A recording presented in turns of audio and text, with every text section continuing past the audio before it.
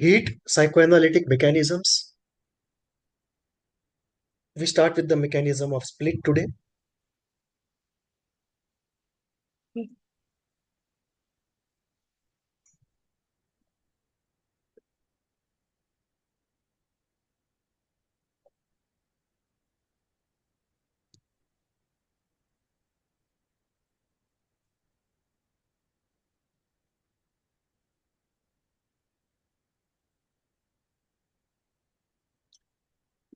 So let us look at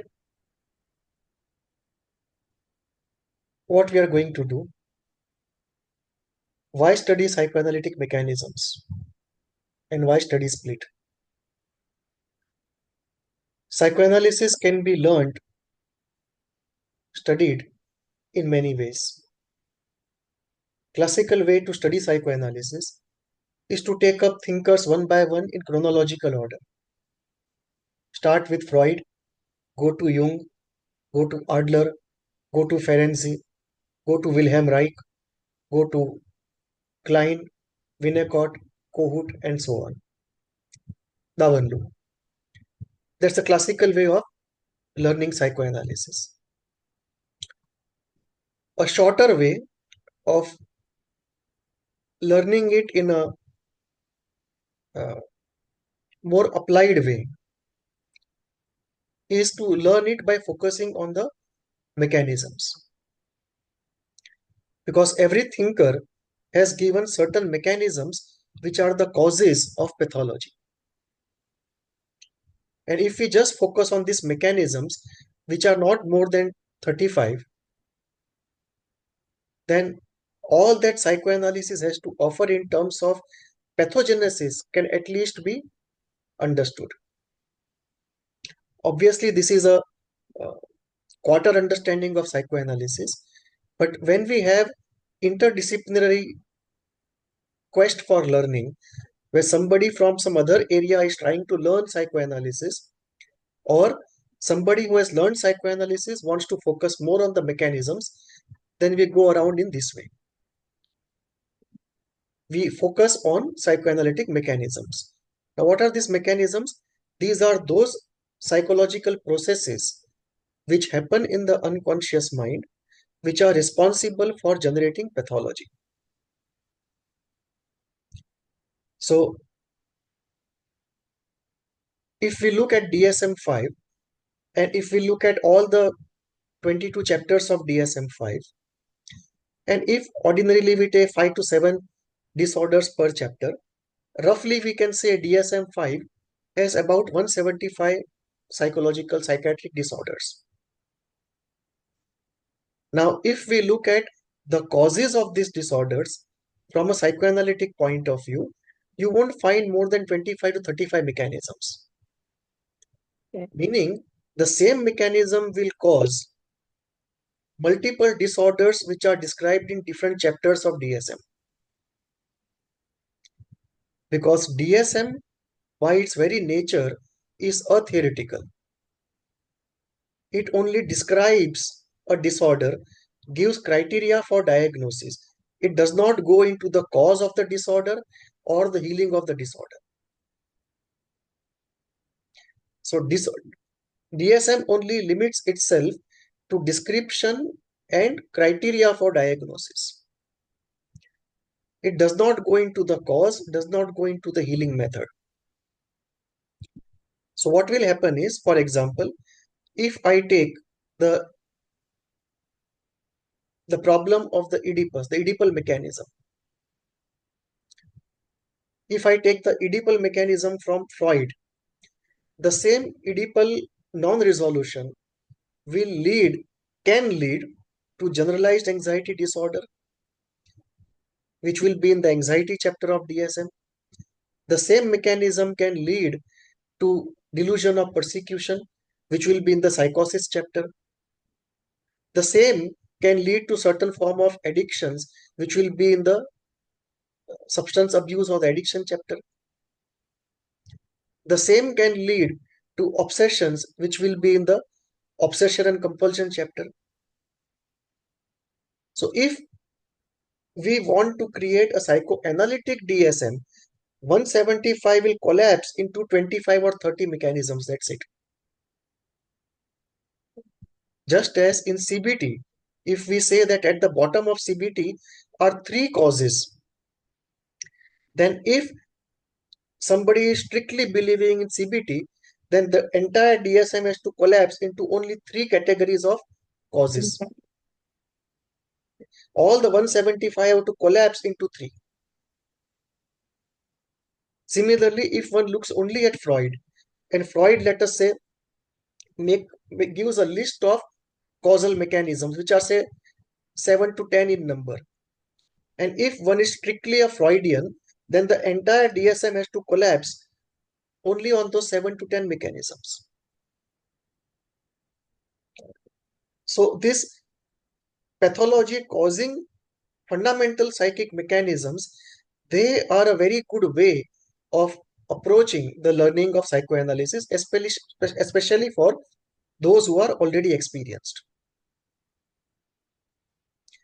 So let us say, if we go into Sigmund Freud, what are the psychoanalytic mechanisms he lists out? It's given in the slide. The first is narcissism. He makes a mention of two types of narcissism, primary and secondary. Then he talks of anal fixation. He talks of Oedipus. He talks of unhealthy combinations of life and death instincts, Eros and Thanatos. He talks of decoupling of life and death instincts. And maybe one or two, but you can add to it. But these are the primary mechanisms that Freud makes a list of. If you go to Melanie Klein, she will mention split, she will mention envy, she will mention greed, she will mention guilt as some of the fundamental mechanisms. If we go to Kohut, self-formation will be mentioned as a fundamental mechanism. If we go to Winnicott, good enough mothering will be mentioned as a fundamental mechanism. If we go to Davanlu, bottled up rage and bottled up guilt and bottled up sadness will be mentioned as fundamental mechanisms which cause pathology. So this is one way of entering psychoanalysis, understanding the core pathology generating mechanisms. What we will do in this course is, we will take up some of these core mechanisms, understand them in depth, and then go deeper than where the contemporary knowledge takes a rest. And thereby we'll go into the model that I have developed, HEAT, Holistic Elemental Analysis and Therapy. And this allows us to combine East and West, Western psychoanalysis with Eastern psychology, primarily Hindu psychology, Hindu mysticism, and Hindu spirituality. And this allows us to move from classical psychoanalytic approach to a more holistic approach centered still in psychoanalysis. So what we will do is, we'll take up a mechanism one by one, talk about the founder of the mechanism, talk about the basic concept of the mechanism, talk about the disorders that mechanism can cause, and then how we can understand it deeper by using HEAT. So we'll take up one by one mechanisms and go in this line to understand that mechanisms. And today we will start with the first mechanism of Melanie Klein called the split. So let us start with the first mechanism. The first mechanism we will study is the mechanism of split. Split is a mechanism fundamental to the Kleinian theory developed by Mrs. Klein, Melanie Klein. Split means that there is a split in terms of thinking and feeling and you are on either extreme of a continuum, that you are not able to think and feel in shades of gray. You can think and feel only in extremes, black and white. So it is related to extreme thinking, extreme feeling, alternating thoughts and feelings related to the same object. The same object may look very benign and very happiness giving, and suddenly the same object becomes very threatening. Something appears very positive and then it appears very negative. So it may be related to the same object, it may be related to different objects, but essentially you are thinking on the extremes in terms of thoughts and feelings. So this is what is referred to by split, that there is a split related to the object. You are thinking either alternately on the extremes, or the split is stable and open and you are thinking in terms of extremes. Now, what we see in reality is everything is a mixture of good and not good. Everything is in the shades of gray. Nothing is pure white or pure black, and therefore the split thinking is actually a mistaken thinking. But there, the reality is missing. It's a fantasy driven thinking. It's a wrong assessment of a situation. And the reality is missing. It's a fantasy driven thinking. So this is something that Melanie Klein brought about. And in Kleinian theory, this is the center. One of the most important elements in the Kleinian theory is the split. And what does she say? She talks about the paranoid schizoid split, the PS, and movement from the split to a more integrated position is what she calls the depressive position.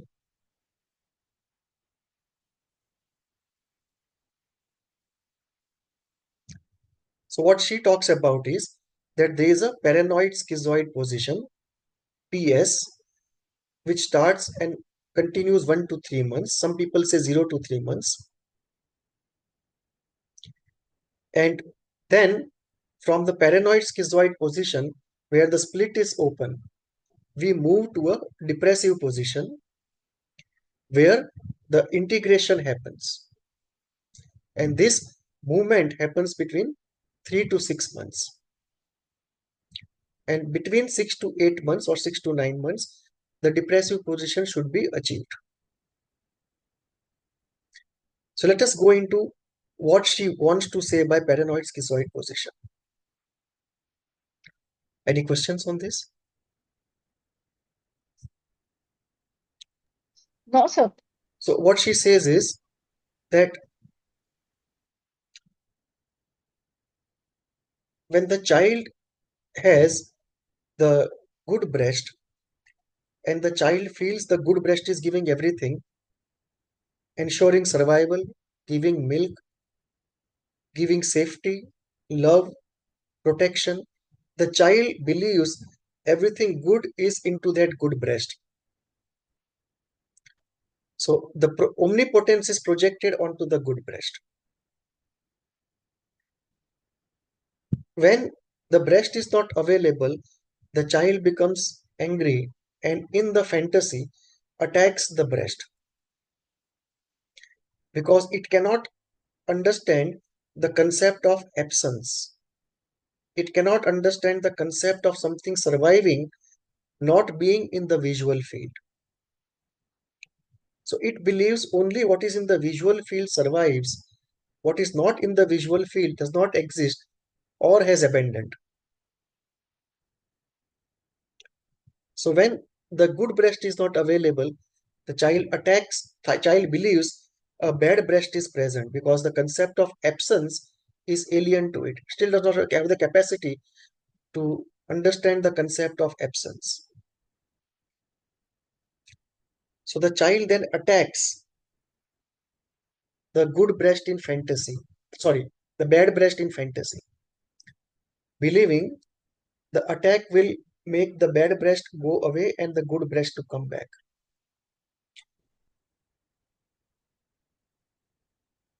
When it does not, if it happens, the problem is resolved. The child is happy again. But if it does not happen, then the child becomes terrified that it has used all its aggression, power, sadism to torture and destroy the bad breast, but the bad breast has not been destroyed. Good breast has not come, and therefore now the bad breast will attack it with even more ferocity, even more sadism and aggression. And this leads to anxiety, terrifying anxiety of torturous pain and death. And this is called the paranoid schizoid anxiety. So in the paranoid schizoid position, when the good breast is available, the child is ecstatic.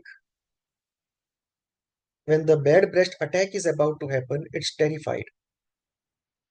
And therefore, the thinking and feeling happens on the extremes. Either you are ecstatic or you are terrified. Either you have got omnipotence or you are waiting for an omnipotent object to torture you to death. Now, slowly, as time goes, the capacity to understand the concept of absence, the capacity to understand survival of something not in the visual field, and the capacity to understand that after the absence, the breast reappears, the mother reappears. When that happens, the child realizes there's nothing like the bad breast. It's the same thing appearing and not appearing. And this brings about guilt. This brings about a realistic understanding that the good breast is not all good, it is partly good. And therefore, the integration happens between the all good breast and the bad breast, or the denying breast, the absent breast, and a more realistic conception of the breast happens.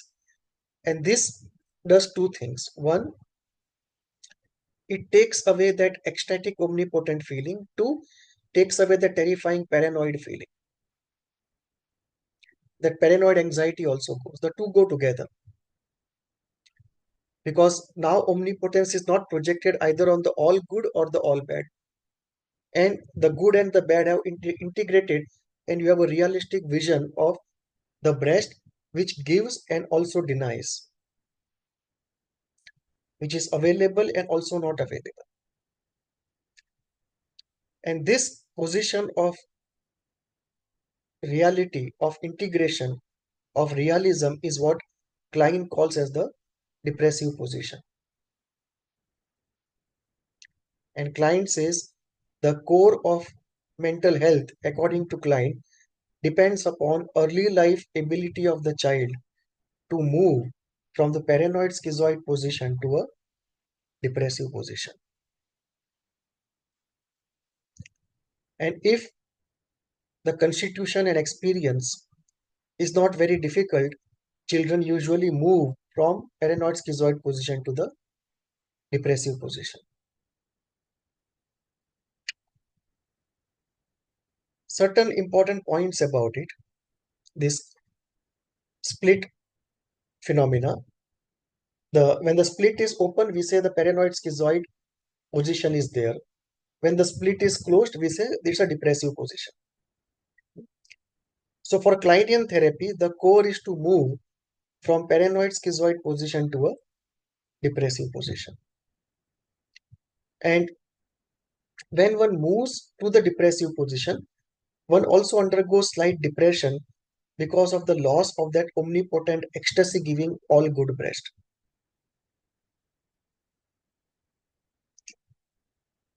An important point here is Klein calls this as a state and not a stage.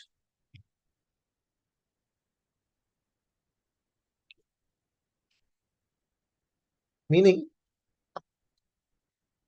unlike Freud's oral phase, anal phase, and phallic phase, which are chronological and which you surpass as you age, Klein does not say that once the depressive position is achieved, the split never opens. Rather, she talks about paranoid schizoid position and the depressive position being states rather than a stage. So it's not a stage you surpass forever. It is a state into which you are, and you can reopen the split any point in your life whenever you feel stressed. So whenever stress increases, the closed split can again open,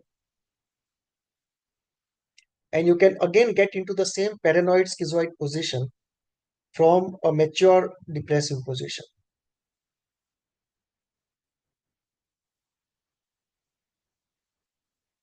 What is important is that if in early life, yeah, okay, so one is the core point for Klein is that the split should be closed in early life, and in adult life, as far as possible, it should remain closed. Another important point that Klein talks about, which will not go in this discussion but some other discussion, is apart from the closure of the split, another important point for Klein which determines mental health is this, that early in life there should be adequate internalization of a good, reliable, stable object. And this is central, that internalization of a good, reliable, stable object is core to Kleinian understanding of mental health. Because this is almost like, in Klein's view, the psychological immune system of the body. That if you are able to internalize a good, reliable, stable object, that almost is like the center of the psychological immune system. And many things follow out of that. And that internalization of a good, reliable, stable object is also related to the split phenomena. One of the things that affects that is split. And this works out in practice also. That if somebody has a primary problem of not having internalized a good, reliable, stable object, and he goes to a healer, doesn't matter who the healer is, allopath, homeopath, Ayurvedic, Reiki, pranic, whatever. But if he presents himself as a safe and a good, reliable, stable object, and there is a compatibility between the two, and the person internalizes it, often the healing can happen regardless of the pathy you practice. And wrongly, the admiration goes to the pathy, when in fact what has happened is a good, reliable, stable object has been internalized. And in those kind of cures, it doesn't matter what medicine you give, because it's not medicine which is curing. It is the internalization of a good, reliable, stable object which is curing. That the person has been looking for a safe, good, reliable, stable object compatible to him, and somehow you fit that description.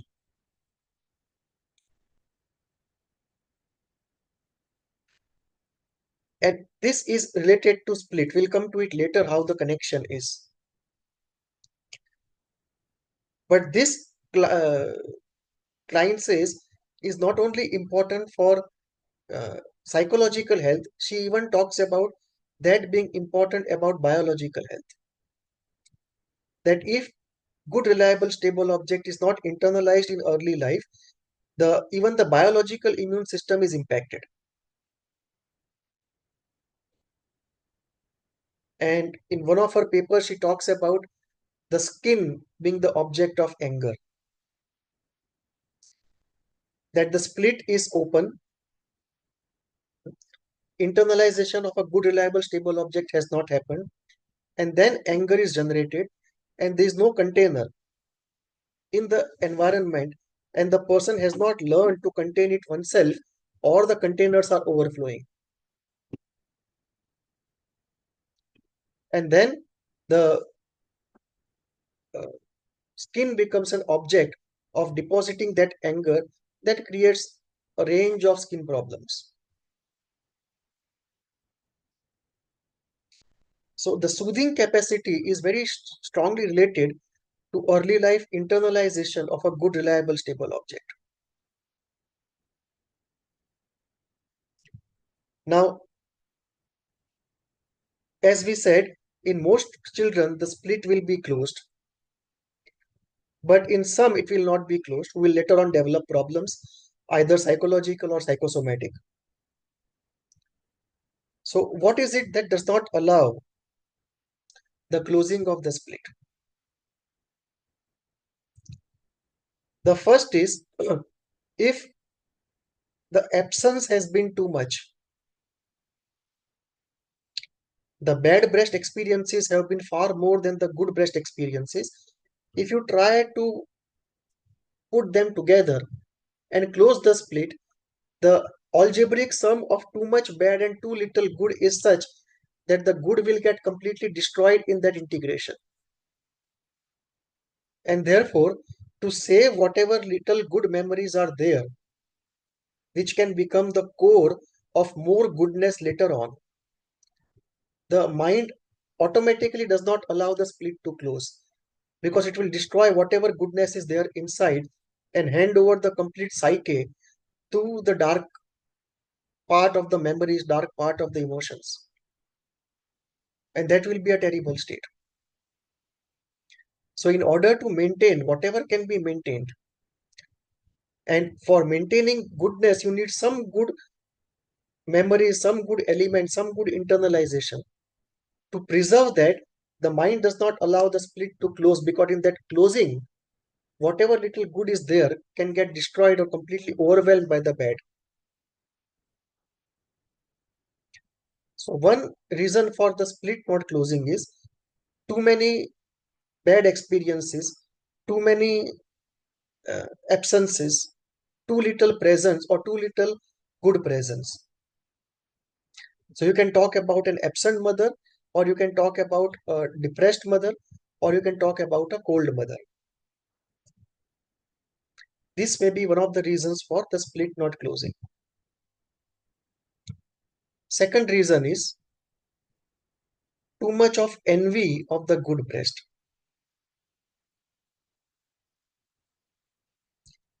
That if the envy is very high, you don't internalize the good object because you are envious of the good object. And out of envy, you attack the good object also.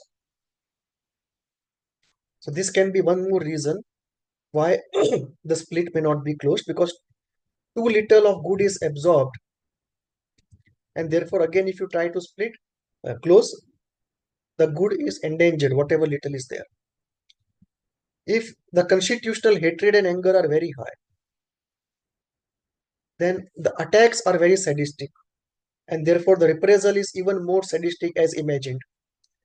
And therefore, the bad breast experiences are terrifying compared to the good breast experiences. It's difficult to integrate. Or there may be a constitutional incapacity of some cognitive type or affective type where the integration cannot happen. So these are all the reasons. Or the good, reliable, stable object was not adequately available in the environment.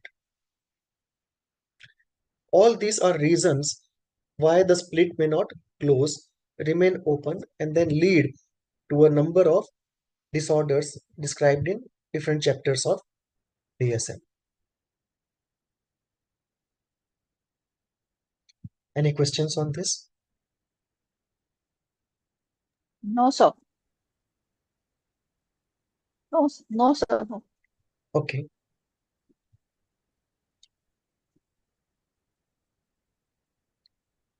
One of the things Klein puts great emphasis on is envy.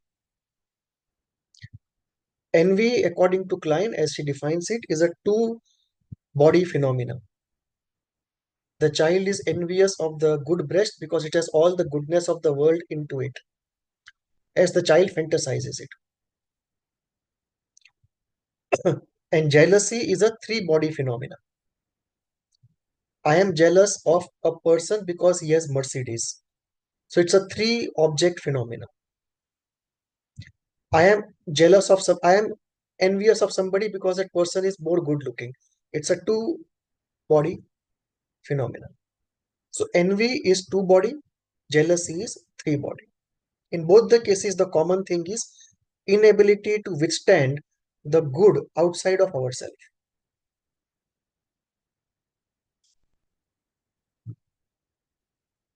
Now, one of the things that Klein also talks about is the element of greed and guilt. Greed in a way that in some children, the greed will be so high that there will be fantasies of plundering the good breast of all its goodness. And later on in life, they will have problems of feeling or having apprehension of robbing somebody or being robbed by somebody. And guilt comes in because at some point the child realizes that there is only one breast and the child made a mistake of thinking of the good as the bad and attacked it. And the child then reminds himself of or remembers all the goodness that the good breast has given. So this brings about guilt. And as a result of it, the child tries to put together in fantasy the pieces it has made of the good breast. And this, according to Klein, is the first purposeful act of creativity. And this is what Klein calls reparation, that the guilt leads to reparation. And with reparation, the guilt is resolved. So the resolution that Klein proposes is that guilt is resolved by reparation, envy is resolved by gratitude, and the greed is resolved by thankfulness. So these are some of the aspects that Klein talks about. Today we'll focus only on split.